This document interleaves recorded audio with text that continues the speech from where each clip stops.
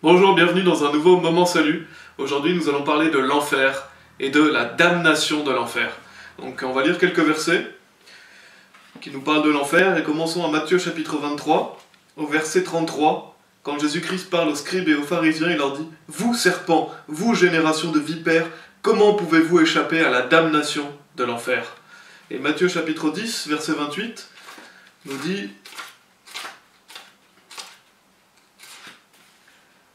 Et ne craignez pas ceux qui tuent le corps, mais qui ne sont pas capables de tuer l'âme, mais plutôt craignez celui qui peut détruire et l'âme et le corps en enfer. » Et Marc chapitre 9, des versets 43 au 48, Jésus-Christ parle encore de l'enfer ici, et il nous dit « Et si ta main t'offense, coupe-la, il vaut mieux pour toi entrer dans la vie estropiée que d'avoir deux mains et aller en enfer, dans le feu qui ne sera jamais éteint, où l'enfer ne meurt pas et où le feu ne s'éteint pas. Et si ton pied t'offense, coupe-le. Il vaut mieux pour toi entrer dans la vie boiteux que d'avoir deux pieds et être jeté en enfer, dans le feu qui ne sera jamais éteint, où leur verre ne meurt pas et où le feu ne s'éteint pas. Et si ton œil t'offense, arrache-le. Il vaut mieux pour toi entrer dans le royaume de Dieu n'ayant qu'un œil que d'avoir deux yeux et être jeté dans l'enfer de feu, où leur verre ne meurt pas et où le feu ne s'éteint pas. » Donc voici quelques versets sur l'enfer qui nous décrivent vraiment cet endroit effroyable et terrifiant. Et on va voir quelques autres descriptions, certaines qu'on a déjà vues, mais qu'est-ce que nous dit aussi la Bible sur l'enfer? Que c'est un châtiment sans fin, que c'est un lieu où le feu ne sera jamais éteint et où le ver ne meurt pas. Une destruction sans fin, une fournaise de feu, un lieu de tourment jour et nuit pour toujours et à jamais. Voilà, voilà quelques détails de l'enfer qui doivent justement nous faire craindre ce lieu. Et c'est pour ça que Dieu en parle, parce qu'il veut absolument pas qu'on aille en enfer. Dieu veut qu'on puisse aller au paradis.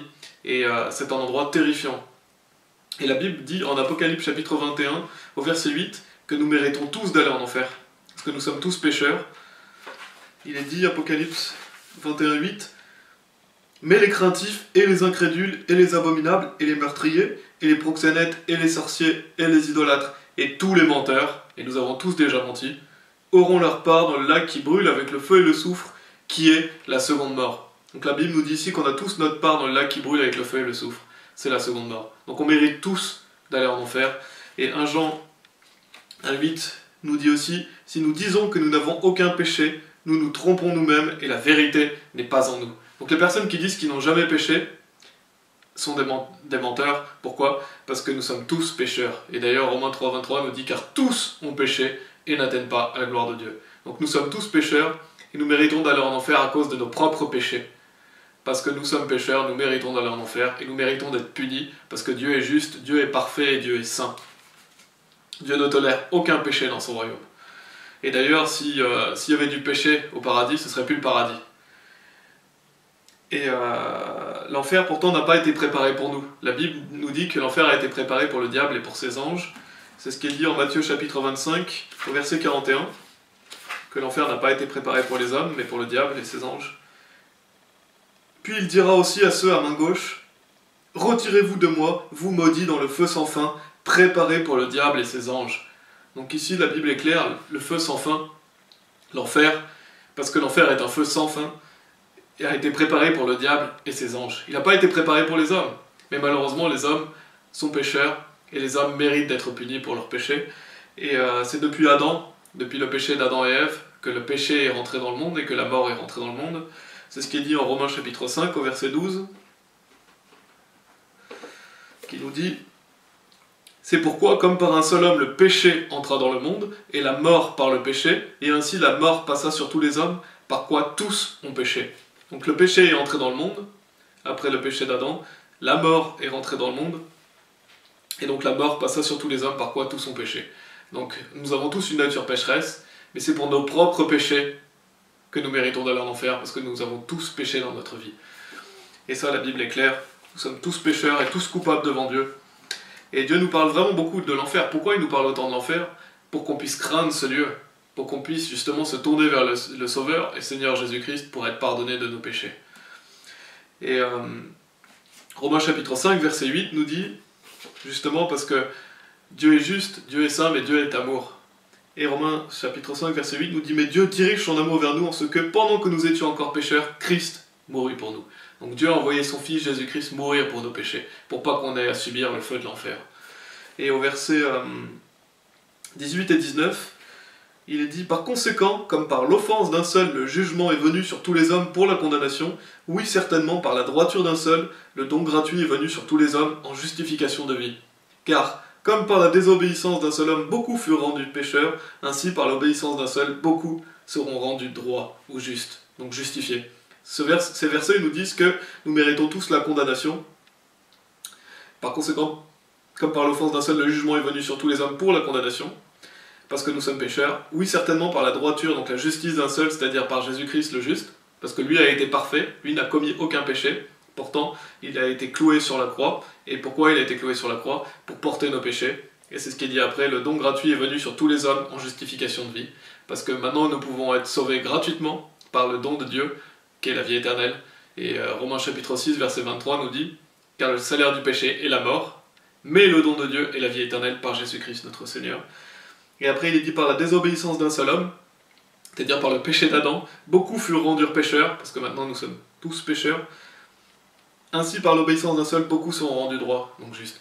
Donc par l'obéissance de Christ, par la perfection de Jésus-Christ, par Dieu fait chair qui est venu sur terre et qui est mort sur la croix pour nous, alors nous pouvons être justifiés. Et nous pouvons être justifiés que par Jésus-Christ. Parce que si nous mourons sans Jésus-Christ, nous allons mourir dans nos péchés et passer l'éternité en enfer dans un feu sans fin.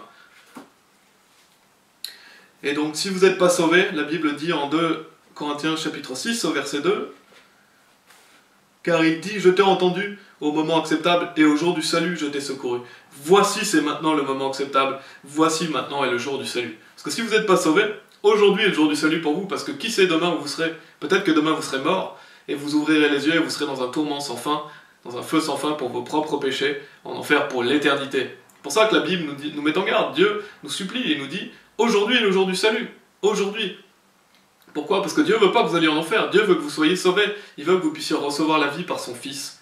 Et c'est pour ça que la Bible met vraiment l'accent sur le fait que l'enfer est un endroit effroyable, parce que c'est la vérité, et que nous sommes tous coupables devant Dieu, et que Dieu veut nous sauver, et que Dieu nous dit aujourd'hui est le jour du salut, parce qu'aujourd'hui vous devez être sauvés, parce que qui sait où vous serez demain. Et c'est ce que je vous invite à faire, si vous n'êtes pas sauvés, ou si vous croyez dans vos œuvres pour aller au paradis, ou si vous croyez que vous pouvez perdre votre salut, vous n'êtes pas sauvés, donc tournez-vous vers Jésus-Christ, croyez réellement en lui, mettez votre confiance en lui, et là vous recevrez la vie éternelle. Vous n'irez plus jamais en enfer, c'est ce que dit Jean chapitre 3 verset 36. On va lire Jean chapitre 3 verset 36, qui nous dit « Celui qui croit au Fils a la vie sempiternelle, c'est-à-dire la vie éternelle, et celui qui ne croit pas le Fils ne verra pas la vie, mais le courroux de Dieu demeure sur lui. » Donc la Bible est claire, si vous croyez au Fils, vous avez la vie éternelle. Donc vous êtes sauvés pour toujours, parce que ce n'est pas une vie temporaire que Dieu vous donne, mais c'est une vie éternelle. Et celui qui ne croit pas le Fils ne verra pas la vie, mais le courroux de Dieu demeure sur lui. Donc Dieu qui est en colère contre le péché, Dieu est en colère contre le pécheur, même si, bien sûr, la Bible dit « car Dieu a tant aimé le monde ». Donc Dieu nous aime, Dieu veut nous sauver. Mais si vous êtes pécheur, Dieu est en colère contre vos péchés, et Dieu devra faire justice à votre mort. Donc si vous n'êtes pas sous la perfection de Jésus-Christ, si vous n'êtes pas sauvé, Dieu va vous punir pour vos propres péchés. Et c'est ce qui est dit ici, le courroux de Dieu demeure sur lui. Donc, en conclusion, l'enfer est vraiment un lieu réel, un lieu où les gens sont tourmentés pour l'éternité, un châtiment sans fin. Et Apocalypse chapitre 14, verset 11 nous dit aussi que c'est éternel. Et la fumée de leur tourment s'élève pour toujours et à jamais, et ils n'ont aucun repos, ni jour ni nuit, ceux qui adorent la bête et son image, et quiconque reçoit la marque de son nom. Donc la Bible est claire, pour toujours et à jamais, aucun repos, ni jour ni nuit. Donc l'enfer est éternel. Une fois que vous êtes en enfer, vous brûlez pour l'éternité. La théorie des témoins de Jéhovah ou des Seventh-day Adventistes qui dit que vous disparaissez, ou toutes ces fausses doctrines, que votre âme disparaît, que c'est pas vraiment éternel l'enfer, est complètement fausse. Rien que ce verset le montre que c'est pour toujours, que vous êtes tourmentés pour toujours, dans un feu sans fin. Et la bonne nouvelle, c'est que Jésus est allé en enfer pour vous. Jésus est mort sur la croix pour vos péchés, il a été enseveli, son âme a été en enfer pendant 3 jours. C'est ce qui est dit en Actes chapitre 2 au verset 31. Lui, voyant cela d'avance, parla de la résurrection de Christ, que son âme n'a pas été laissée en enfer, que sa chair non plus n'a pas vu la corruption. Donc l'âme de Jésus est allée en enfer, mais elle n'a pas été laissée en enfer, parce que Jésus-Christ est ressuscité le 3e jour. Et c'est notre victoire sur la mort par Jésus-Christ, par le fait qu'il est mort sur la croix pour nos péchés, qu'il a été enseveli et qu'il est ressuscité des morts. Voilà comment on peut éviter la damnation de l'enfer par Jésus-Christ. Et Jésus a bien dit, Jésus lui dit, je suis le chemin, la vérité et la vie. Aucun homme ne vient vers le Père que par moi. Aucun espoir sans Jésus-Christ.